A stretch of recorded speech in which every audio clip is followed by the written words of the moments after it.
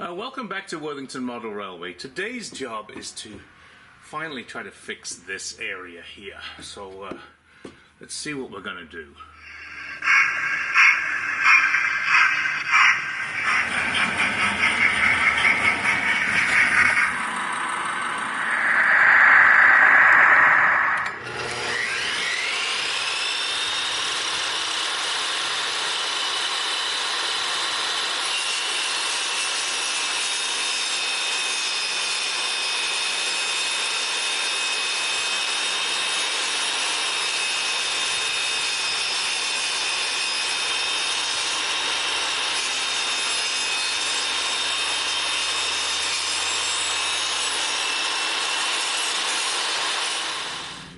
So when I built this raised area up here, I needed access underneath to the tracks, and I'll show you that in a moment. And I put these pieces of foam core in place, painted them black. They just don't work. They're warped. They keep falling off, as you can see here. And to get to the track, I need them to be movable anyway, and so I need to fix that problem. So let's just have a quick look underneath there. You can see under here, but there's multiple tracks going way back, and I need to be able to get access if anything happens. And I can get access from the other side by going underneath the baseboard, but it's much easier to try to get it from this side. So what I decided I'm going to do is the following.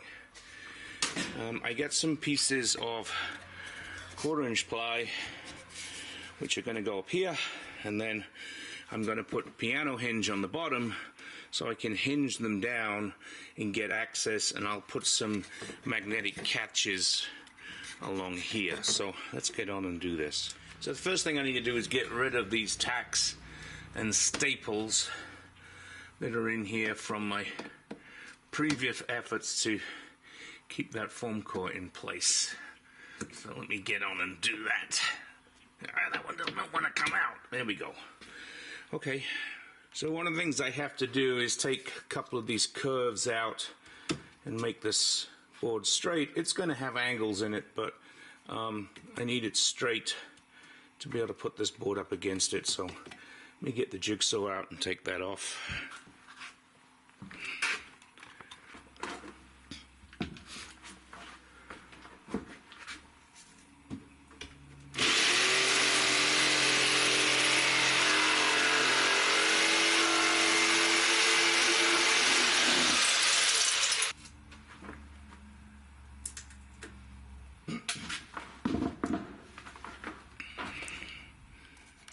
So I'm umming and ahhing about these hinges. If I do it this way, the screws there will go through, and if they're too long, it doesn't matter because they're hidden.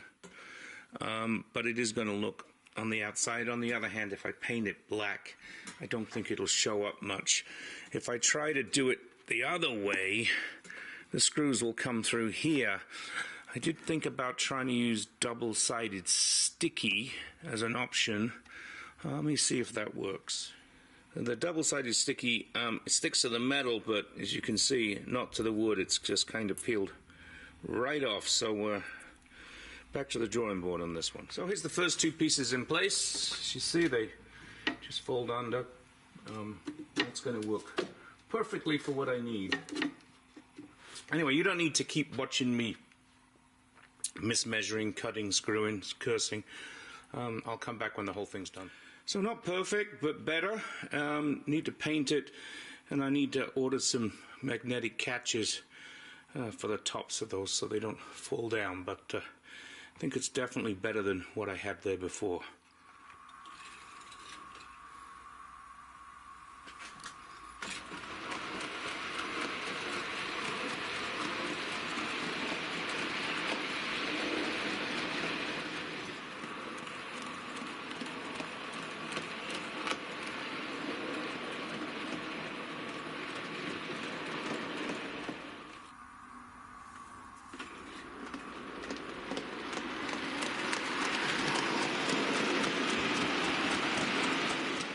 So a Roundtouit that wasn't on my list I just went for lunch. I came back, and this back scene is falling over.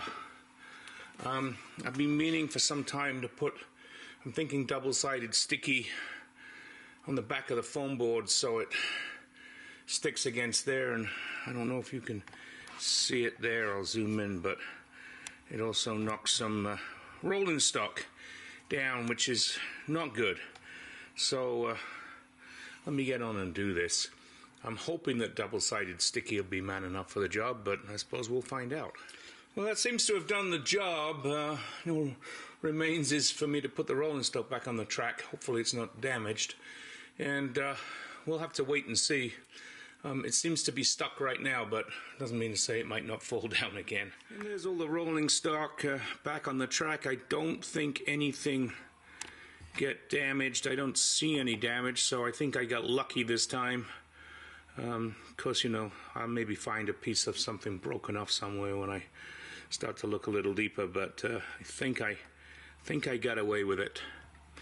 So this is an area that really I need to get finished. I need to get painted up and some landscaping in this fiddle yard, and then get it ballast, because the whole thing needs ballasting. That's my least favorite thing to do, but I will get around to it at some point.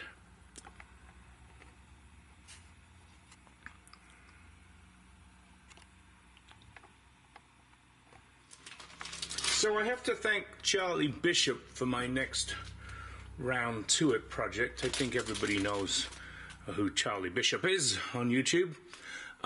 He was doing some animated stuff the other day with chickens, actually, and I actually ordered the chickens. I'm going to put them on the layout somewhere. And I have these animated devices too. These come from Menards, which is a do-it-yourself type shop in, it's a bit like B&Q in the UK, but Menards in the US.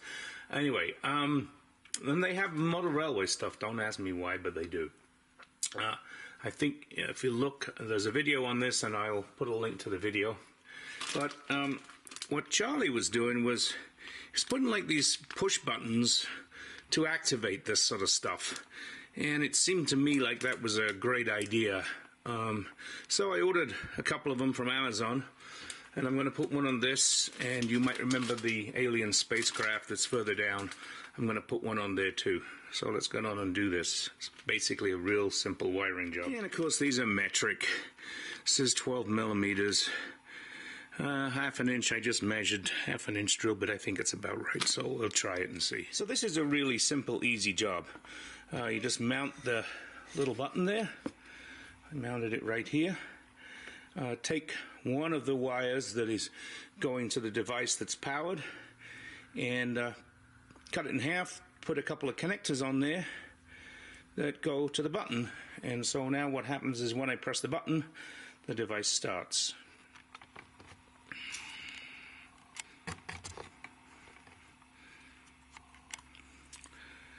So turn it on.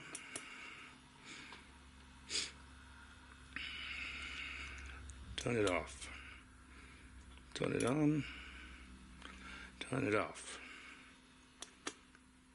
Now, when I originally did the nodding donkey video, somebody in the comments said that the noise was terrible. Well, the noise wasn't the nodding donkey. The noise was this device, but they were on the same circuit. So now they both have push buttons. And so this one will come on, and it comes on independently of the nodding donkey. And as I add a couple of other things that I've got on order, I'll do the same thing and put those on a push button too. So button turns it off, button turns it on, and button turns it off. So there's another job jobbed. Well, what am I on to next, I wonder? So literally last job for today. I'll call it a day, I think. Put up a new cabinet. This is an N-gauge cabinet.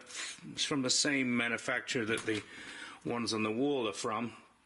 But I wanted a cabinet to put my 009 stuff in. And as you can see, I've put labels here.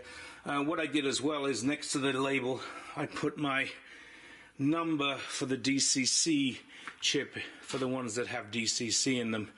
That way I know what it is, because most of these narrow gauge locos don't have numbers on them, so I used a random 9 series number for them, and that's what I've been doing. So at least if I pick one up and put it on the layout, I know what the number is that I need to put in for the decoder. So